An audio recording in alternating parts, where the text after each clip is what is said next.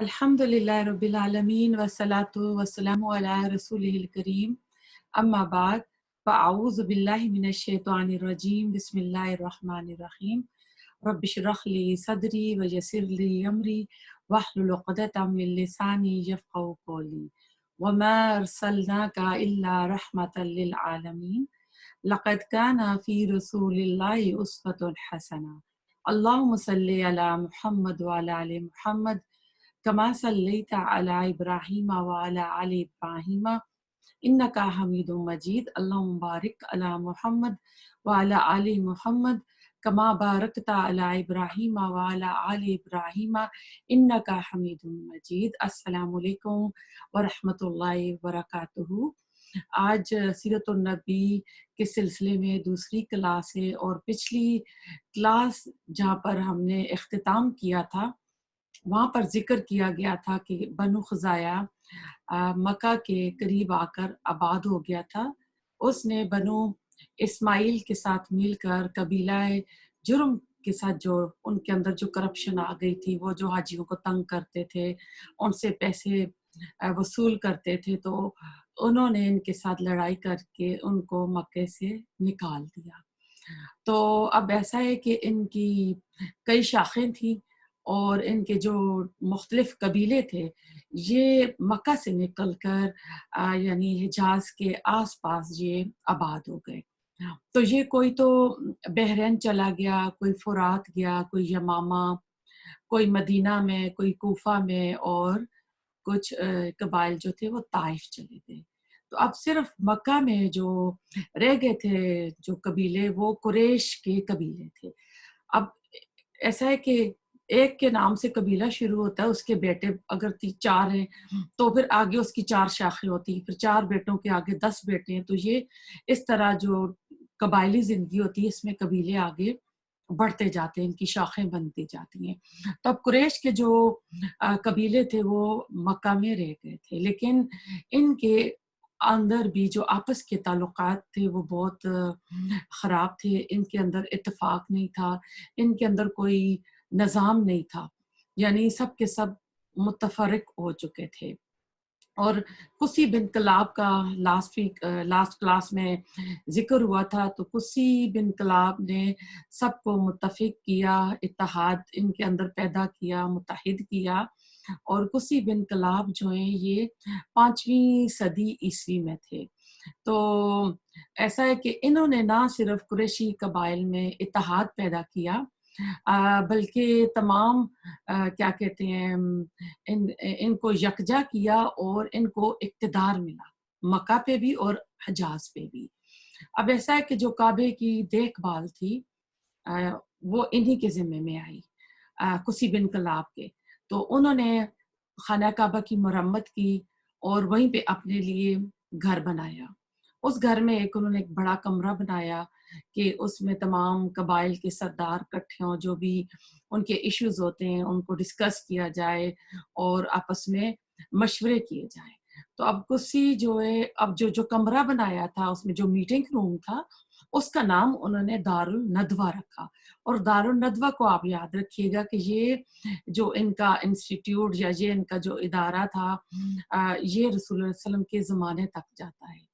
और कुसी बिन कलाब इसी में बैठ के कारोबार हुकूमत भी करते थे, कबाइल के सारे जो काम है वो भी अंजाम देते थे और सारे सरदार इकट्ठे होते थे, तो जो आपस में मशवरा किया जाता था वो भी ये इधर ही बैठ कर किया करते थे। अब कुसी जो बिन कलाब थे, इनको बनु इस्माइल की तारीख में एक नामवर शख्सियत की हैसियत मिली और इनका नाम कुसी जो है बाद में रखा गया, इनकी समझदारी की वजह से और अरबों के कबायली निज़ाम के पेश नज़र, क्योंकि ये बहुत ही माकूल, ज़ीरक और ज़हानत और फ़तानत के मालिक थे। और हम सबको पता है कि अरब में बाकायदा कोई हुकूमत नहीं थी, कोई बादशाह नहीं थी, कबायली निज़ाम था। और कबायली निज़ाम में अक्सर क्या होता है, आपस में लड़ाई झगड़े लगे रहते हैं और वहाँ जैसे कोई नवाब, वडेरा या कबीले की बुनियाद पर अगर कोई जो बराबरी थी, तो इसमें किसी को अपना सरदार या बादशाह बनाने का जो रवाज था वो उधर नहीं था। तो कुसी बिन कलाब ने बहुत समझदारी के साथ अल्लाह ताला ने जो उसको हिकमत दी थी और जो पावर दी थी, उसने उसका इस्तेमाल किया और मुख्तलिफ जो है शोबे जो हैं वो वजूद में लेकर आया। सबसे अहम शोबा जो सदियों तक चलता रहा वो दारुल नदवा का कयाम था। और हरम के एक तरफ जिसका दरवाज़ा मस्जिद के, यानी उस वक़्त जो मस्जिद थी उसमें खुलता था, ये दारुल नदवा था। दारुल नदवा मशवरे की जगह थी और कुरैश की मुख्तलिफ शाखों के बड़े-बड़े जो सरदार होते थे वो इकट्ठे होते थे और जो भी ये फ़ैसला करते थे तो मुशावरत के साथ वहाँ उनके फ़ैसले जो हैं तय किए जाते थे। अब कुरैश की सरदारी में मशवरे का अहम रोल होता है। अगरचे अगरचे हमें पता है कि रसूलुल्लाह सल्लल्लाहु अलैहि वसल्लम के खिलाफ जो साजिश की गई थी कि किस तरह नबी सल्लल्लाहु अलैहि वसल्लम के खिलाफ हम आगे जाकर पढ़ेंगे, तो मैं एक बड़ी बता देती हूँ कि आपके कत्ल की जो साजिश की गई थी कि हर कबीले का एक-एक बंदा जाए और इकट्ठे जाके हम उन पे अटैक करेंगे। तो उसी वक़्त रसूल सल्लल्लाहु अलैहि वसल्लम को हुक्म हो गया था कि आज रात आपको मक्का से मदीना हिजरत करनी है। तो हिजरत वाली रात जब आप निकले थे, तो यानी ये जो साजिश हुई थी रसूलुल्लाह के सल्लल्लाहु अलैहि वसल्लम के खिलाफ, वो भी इस दारुल नदवा में हुई थी। और दारुल नदवा मैं आपको थोड़ा-सा बता दूँ कि अब जो हरम का आज नक्शा है बैतुल्लाह का, इसमें आपको हम सबको पता है कि इन्होंने वो एक्सटेंड किया, इसमें तोसी हुई है और मताफ को बड़ा कर दिया गया। तो जो तुर्की बरामदे थे, जब तुर्कों के हाथ में खिलाफत उस्मानिया के पास थी, तो इनके पास दोनों हरमैन का, मस्जिद नबवी का और काबा का इनके पास होल्ड था। तामीर का जितना भी काम हुआ ये उन्होंने किया। तो उन्होंने जो बरामदे बनाए हुए हैं, अभी भी अगर आप चाहें तो जब आप ख़ासकर ऊपर तवाफ़ कर रहे हों, तो आप साथ देखते हैं कि आपको छोटे-छोटे राउंड से गुंबद नज़र आते हैं, तो ये तुर्की बरामदे हैं। तो उस वक़्त ये जो थे, ये मताफ़ में थे जहाँ हम तवाफ़ करते हैं। जब उन्होंने मताफ़ को बड़ा किया तो वो जो तुर्की बरामदे थे, वो पीछे ले गए और ये तुर्की हुकूमत के इसरार पर था। उन्होंने कहा था कि इनकी जो बरामदों की पोज़ीशन है, वो इसी तरह आप रखेंगे। तो उन्होंने फिर उसी तरह उनको पीछे जाके दोबारा उधर नस्ब कर दिया। जहाँ पर मस्जिद का कवर्ड एरिया शुरू होता है, वहाँ पर अभी बरामदे हैं। अगर आप ख़ासकर टीवी पे जब अज़ान होती है तो हरम दिखाया जाता है, तो आप गौर करें तो आपको वो नज़र आएगा। और जहाँ उस्मानी बादशाहों ने ये तामीर की थी, उनका कानूनी दखल भी था। फिर हम सबको मालूम है कि किस तरह आले सऊद को अ, सऊदीया में सेट किया गया और हरम का कंट्रोल उनको दिया गया और जो सल्तनत उस्मानिया थी उसके किस तरह हिस्से हिस्से हुए। तो हरमैन की कई सौ साल तक तुर्कों ने खिदमत की और उसकी हुर्मत का उन्होंने ख्याल रखा। मस्जिद नबवी को तो उन्होंने इतनी मोहब्बत और अकीदत के साथ बनाया कि इन्होंने पहले बच्चे जो ज़हीन बच्चे थे, स्मार्ट बच्चे थे, वो इकट्ठे किए, उनको उन्होंने हाफ़िज़ बनाया। उसके बाद फ़न तामीर के मुख्तलिफ़ जो शोबे होते हैं, डिपार्टमेंट होते हैं, उनकी तालीम दी, उनको एक्सपर्ट किया। फिर ये जब वहाँ गए मस्जिद नबवी में, तो उन्होंने जब काम करते थे तो साथ कुरान की रिसाइटेशन होती थी। गुंबद पर जितने भी गुंबद हैं, गुंबदों पर कुरान की बेहतरीन जो है कैलीग्राफी की गई और अ ऐसा है कि कोई भी जो काम तामीर के दरमियान उन्होंने जब काम किया, तो ठोकने का जो काम होता है जिसमें शोर पैदा होता है, तो वो मस्जिद के अंदर नहीं करते थे। उन्होंने कुछ मील मदीना से बाहर एक फैक्ट्री रखी हुई थी, मोज़ाइक, शीशे, टाइल्स कटने का काम वहाँ होता था, फिर यहाँ आकर वो नस्ब करते थे, लगाते थे। तो जब इनसे ये हरमैन का कंट्रोल लिया गया, तो इन्होंने हरमैन के अंदर कोई जंग नहीं की थी। उन्होंने कुछ कंडीशंस के साथ हरमैन को हैंड ओवर कर दिया था और जिसमें उनकी एक शर्त, एक कंडीशन ये थी कि हमारी तामीर کو ڈیمالش نہیں کیا جائے گا. جب بھی بیت اللہ کو مسجد نبوی کو ایکسٹینڈ کیا جائے گا تو جو ہماری تعمیر ہے اس کو گرایا نہیں جائے گا. تو ابھی بھی اگر مسجد نبوی میں آپ دیکھتے ہیں تو پرانی مسجد اپنی جگہ پر قائم ہے جہاں پر رسول اللہ صلی اللہ علیہ وسلم کا روزہ مبارک ہے. وہ ایکسٹینڈ دوسری طرف سے ہوئی ہے. قبلے کی طرف دیوار جو ہے جو عثمان رضی اللہ تعالی عنہ کے زمانے میں تھی، یعنی جس محراب میں آج امام کھڑا ہوتا ہے اس کو محراب عثمانی کہتے ہیں، تو اس طرف یہ مسجد ایکسٹینڈ نہیں کی گئی.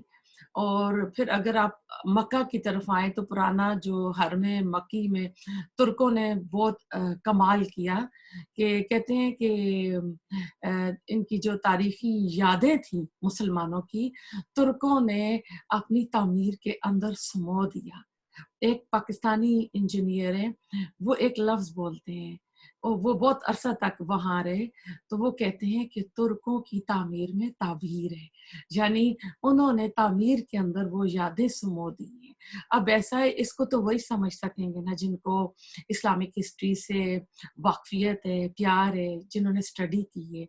ام ہانی حضرت علی کی بہن ہے، معراج کی رات رسول اللہ صلی اللہ علیہ وسلم ان کے گھر سے معراج پر گئے تھے جہاں آپ نماز پڑھا کرتے تھے، تو وہ ان کا گھر حرم میں آ گیا ہے. وہ جگہ جہاں آپ یعنی کھڑے ہوتے تھے اس جگہ پر ایک ستون بنایا گیا ہے جو آج بھی موجود ہے، اور وہ ستون مسلح کی شکل کی ہے. تو یہ نشانی انہوں نے رکھی ہوئی ہے کہ آپ وہاں کھڑے ہو کر نماز پڑھا کرتے تھے، اور یہ مطاف میں ابھی آیا ہوا ہے.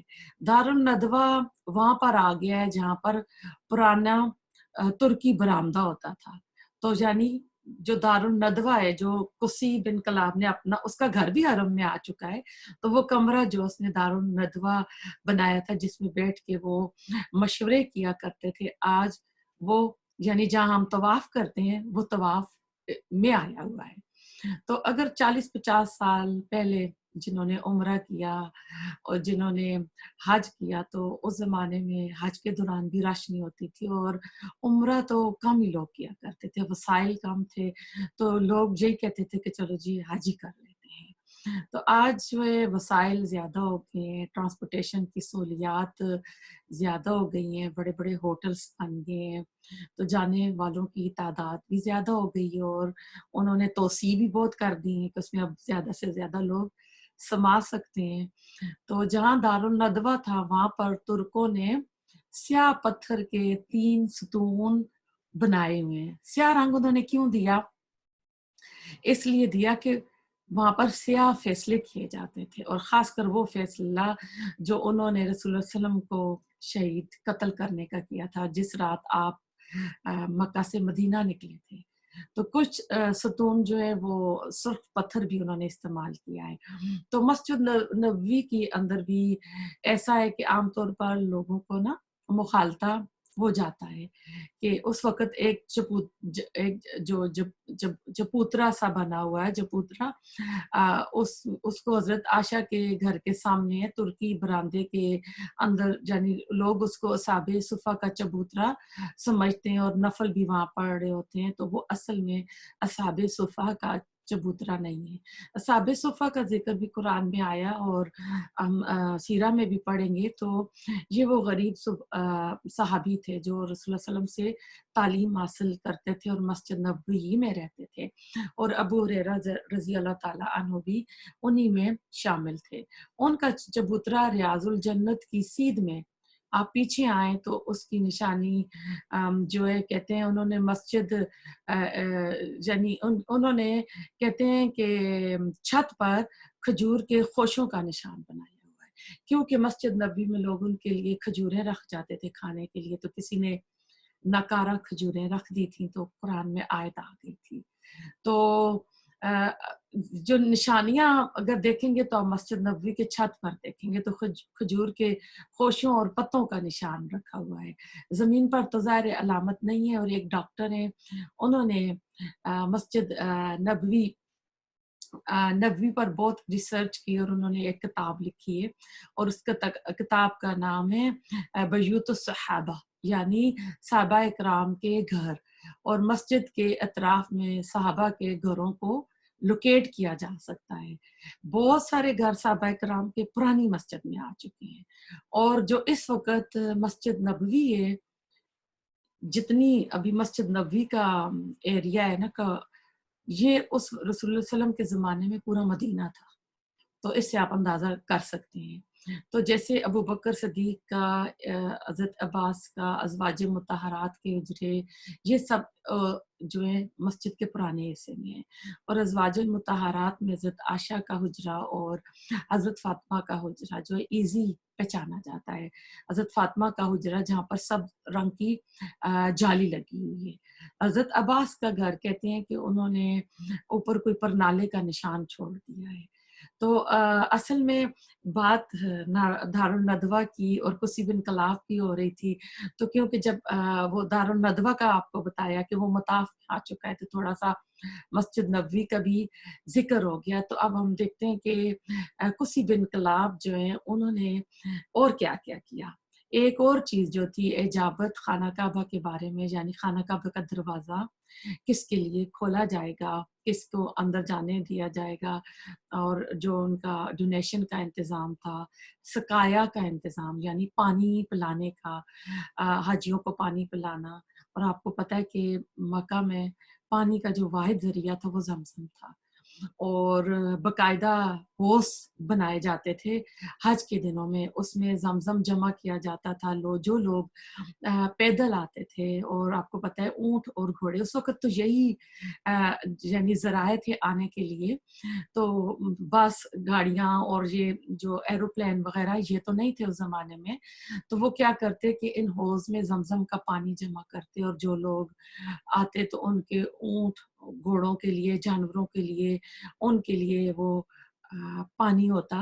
फिर हाजियों के एहतराम में जो हौज़ होते थे उनके अंदर वो खजूरें और किशमिश डालकर उसको मीठा करते थे। तो एक अदारा जो तो वो अफ़ादा के नाम पे था, हाजियों को खाना खिलाना। और बहुत सारे लोग, क्योंकि आपको पता है कि मुश्किलात के साथ हज के लिए तो आ जाते थे।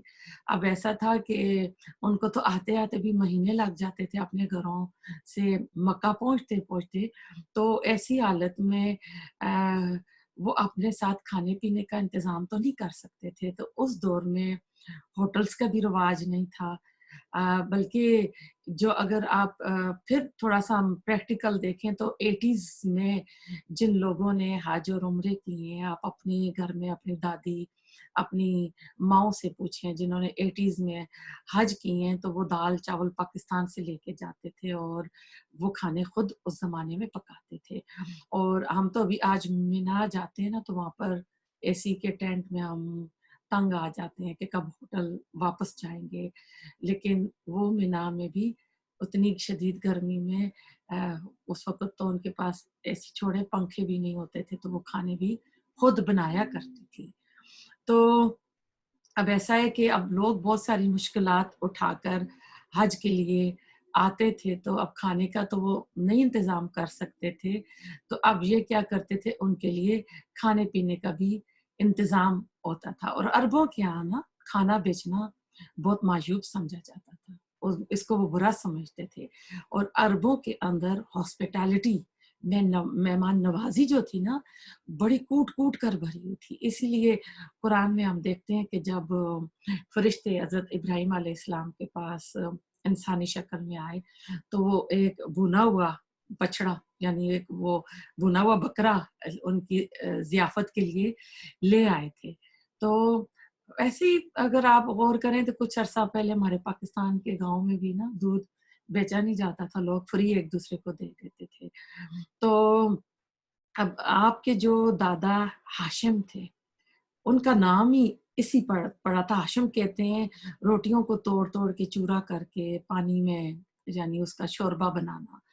तो आपके दादा का ये काम था कि वो ये ब्रेड तोड़ने वाले रोटियों को थोड़ा-थोड़ा करके पानी में डाल के, तो उसको जिसका नाम वो सुरीद बोलते हैं, तो वो बनाते थे। तो अब ऐसा है कि दादा का नाम तो अमर था, लेकिन उनका नाम हाशिम इस वजह से पड़ गया था, यानी ब्रेड तोड़ने वाले, रोटियाँ तोड़ने वाले। तो ये सारे इदारे जो है ना जिनकी बात हो रही है, یہ قصی بن کلاب نے بنائے تھے۔ اب قصی بن کلاب جو ہیں ان کے 2 بیٹے تھے، ایک کا نام عبد الدار تھا اور دوسرا ان کا بیٹا عبد مناف تھا۔ رسول اللہ صلی اللہ علیہ وآلہ وسلم عبد مناف کی نسل سے ہیں، اور عبد مناف کا نام سیرہ میں آگے بھی آئے گا، اس لیے اس نام کو آپ ذرا اپنے ذہن میں رکھیے گا۔ ان دونوں کی اولاد میں فرق رہا۔ عبد مناف نے والد کی موجودگی میں بہت شہرت پائی، اور قصی بن کلاب نے کیا کیا کہ سارے شعبے جن کا ذکر ہوا ہے انہوں نے یہ مناف کو دے دیے تھے۔ اب اس وقت تو کسی نے اعتراض نہیں کیا۔ عبد مناف کے مرنے کے بعد جب اب قصی بن کلاب بھی مر گئے، عبد مناف جو ان کے بیٹے ہیں وہ بھی مر جاتے ہیں، تو ان کے بیٹوں کی آپس میں اب لڑائیاں ہوئی ہیں اس میں، عبددار کے بیٹوں کی اور عبد مناف کے، یعنی جو چچا زاد ہیں، کہ کس کے پاس کیا ہونا چاہیے۔ تو اس میں پھر ایسا ہوا کہ جو رفادہ اور سکایا، پانی پلانا اور کھانا کھلانے کا جو کام تھا، یہ والا جو ہے عبد مناف کے بیٹوں کے حصوں میں آیا۔ اب عبد مناف کے بیٹوں میں ہاشم کا ذکر آتا ہے، جو بہت ہی سمجھدار آدمی تھا، اور دادا قصی کے بعد جس نے عرب میں شہرت پائی وہ رسول اللہ علیہ وسلم کے جو دادا ہاشم ہیں ان کا نام آتا ہے۔ اب یہ جو دادا ہاشم تھے یہ ملک شام سفر پہ جا رہے تھے۔ اب اس زمانے میں آپ سفر بھی دیکھ لیں، اگر اونٹوں پہ گھوڑوں پہ جا رہے ہیں تو دن کا 30 مائل سے زیادہ تو وہ کر نہیں سکتے تھے، تو ان کے کئی دن لگ جاتے تھے ایک جگہ سے دوسری جگہ سفر کرتے، مہینے لگ جاتے تھے۔ پھر راستے میں کوئی چھوٹا موٹا ٹاؤن آتا تھا تو وہاں سٹے کرتے تھے۔ تو ایسے ہی جب یہ مدینہ میں رکے تو مدینہ میں جو مدینہ کے ایک معزز سردار تھے، ان کی بیٹی سلمہ بنت عمر نامی عورت سے انہوں نے شادی کی، جس کا تعلق بنو نجار سے تھا۔ آپ بنو نجار کو بھی اچھی طرح ذہن میں رکھیے گا کہ جب رسول اللہ صلی اللہ علیہ وسلم کی ہجرت ہوگی تو وہاں پھر ان کا ذکر آئے گا، بنو نجار کو۔ اور آپ ان جو باتیں ہیں نا رسول اللہ علیہ وسلم کے رشتہ دار، قبیلے، ان کو اس طرح یاد کریں جس طرح یہ آپ کے اپنے رشتہ دار ہیں، ان سے اس طرح محبت والا معاملہ بھی رکھیں کہ یہ آپ کے ننیال تھے۔ تو اب ایسا ہوا کہ آپ کے جو دادا ہاشم ہیں وہاں پر کچھ عرصہ رکتے ہیں، مدینہ میں شادی کرتے ہیں، رکتے ہیں، اور کچھ عرصے بعد یہ ملک شام کی طرف روانہ ہوتے ہیں۔ اور عربوں کے 2 ہی سفر تھے، ایک شام کی طرف اور ایک یمن کی طرف، جو سورۃ القریش میں آتا ہے لِإِيلَافِ قُرَیشٍ إِیلَافِهِمْ رِحْلَةَ الشِّتَاءِ وَالصَّیْفِ، یعنی گرمی اور سردیوں میں یہ 2 سفر کیا کرتے تھے۔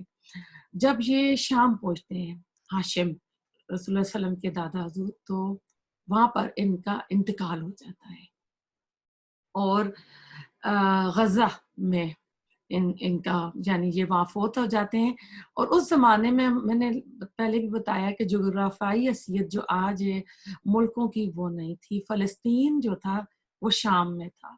اور اب ایسا ہے کہ پیچھے ان کے انتقال کے بعد مدینہ میں ان کی بیوی کے یہاں ایک بیٹا پیدا ہوتا ہے۔ جب بچہ پیدا ہوتا ہے تو اس کے سر میں پیدائشی طور پر چند سفید بال ہیں، تو ماں اس کو شیبہ بول دیتی ہے۔ شیبہ عربی میں کہتے ہیں بوڑھے بندے کو جس کے سر میں سفید بال ہوتے ہیں۔ تو اب یہ بچہ ماں کے پاس مدینہ یثرب میں ہے۔ اب یہ خبر مکہ میں تو پہنچ جاتی ہے کہ ہاشم نے شادی کر لی تھی اور ہاشم نے کا بیٹا بھی پیدا ہوا ہے۔ تو جب بچہ 10-12 سال کا ہوا تو ہاشم کے جو بھائی تھے جن کا نام وہ مطلب تھا، مطلب، ان کو بھائی بھیجتے ہیں کہ تم جاؤ اور وہاں پہ یعنی جو ہاشم کا بیٹا ہے اس کو لے کر آؤ، کیونکہ ان کے خاندان کا بچہ تھا۔ تو اب ایسا ہے کہ یہ جو عبد المطلب ہیں، یہ مطلب جو ہے یہ بھی عبد مناف کے بیٹے تھے۔ تو اب انہوں نے جب مدینہ پہنچتے ہیں تو باہر بچے کھیل رہے ہیں، تو یہ قیافہ شناس بھی تھے کہ یہ چہروں کے جو خد و خال ہوتے ہیں، نقش ہوتے ہیں، ہاتھوں کے پور، پاؤں کی انگلیاں، اس کو دیکھ کے بھی خاندان کا سب نسب کا وہ جو ہے نا اندازہ کر لیتے تھے۔ تو بچے کھیل رہے تھے تو انہوں نے وہیں پہ اپنے भतीजे को पहचान लिया। जब उन्होंने पूछा तो उनको पता चल गया कि यही वो बच्चा है जो इनका भतीजा है। तो फिर उसकी माँ से मिले और उसकी माँ से कहा, अ, अपना तारुफ कराया और हाशिम का भी तारुफ कराया। तो माँ ने बच्चा देने से इनकार किया।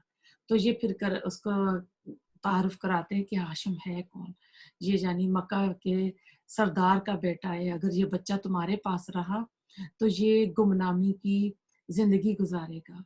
उधर गया तो ये बच्चा यानी अपने बाप की जगह सरदारी मिल सकती है। इस बच्चे का वहां पर फ्यूचर अच्छा है, तो माँ ने बच्चे को छोड़ दिया। अब जो मुत्तलिब हैं वो अपने भतीजे को ऊँट पर बिठाकर लाते हैं। जब ये मक्का में एंटर होते हैं तो लोगों ने जब देखा कि मुत्तलिब के साथ आगे ऊँट पे एक बच्चा सवार है, तो उन्होंने सोचा कि ये किसी मंडी में गए, और आपको पता है वो गुलाम और लोंडी का दौर था, गुलाम बेचे जाते थे जिस तरह कोई जानवर बेचता है। तो वो सोचते कि ये गुलाम खरीद कर लाए हैं, तो उन्होंने अबू मुतलिब की आवाज़ें लगा दी। तो अबू मुतलिब ने बताया कि नहीं, ये मेरा गुलाम नहीं है, ये हाशिम का बेटा है, मेरा भतीजा है, मैं इसको मदीना से लेकर आया हूँ। फिर मुतलिब का जो है इंतकाल हो जाता है। अब जो नाम जो शेबा था उसका नाम अबू मुतलिब मशहूर हो जाता है, कि जो पहला नाम पुकारा गया उसी से वो अब ये मक्का में मशहूर हो जाते हैं। तो अब जो मुतलिब चचा थे लेकर आए वो तो फोत हो गए। तो अब ऐसा है कि कबायली जिंदगी में अरबों के यहाँ उस वक़्त जो सरदारी का ताल्लुक होता था वो सिफ़ात और अखलाक से होता था।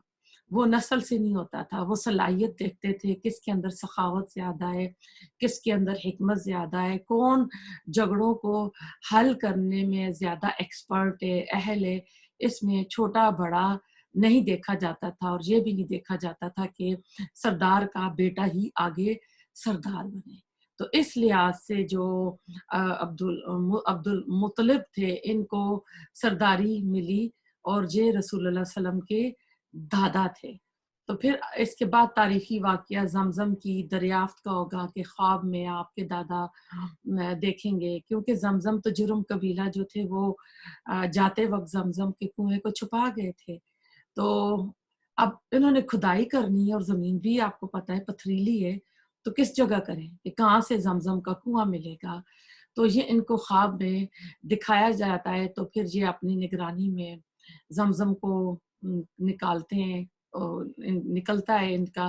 तो फिर इसमें ऐसा है कि उस वक़्त जब पानी मिल जाता है ज़मज़म का, तो उस वक़्त ये एक मन्नत मानते हैं कि अगर मेरे यहाँ 10 बेटे, कुछ सीरा की किताबों में 10 आते हैं, कुछ में 12 आते हैं, कि मेरे बेटे पैदा हुए तो मैं एक बेटा जो है अल्लाह के लिए ज़बह करूँगा।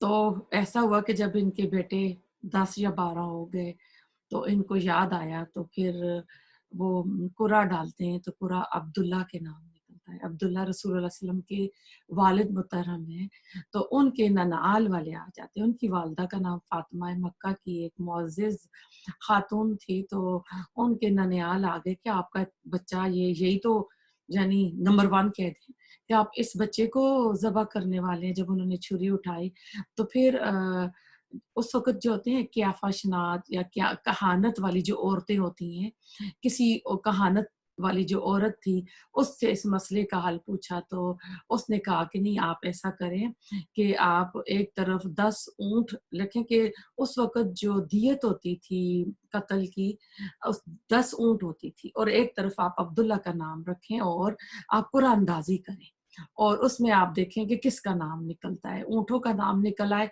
तो आप 10 ऊँट ज़बह कर देना, तो फिर अब्दुल्ला को ज़बह नहीं करना। और अगर ऊँट का नाम दोबारा भी निकले, 10-10 ऊँट आप इंक्रीज़ करते जाना।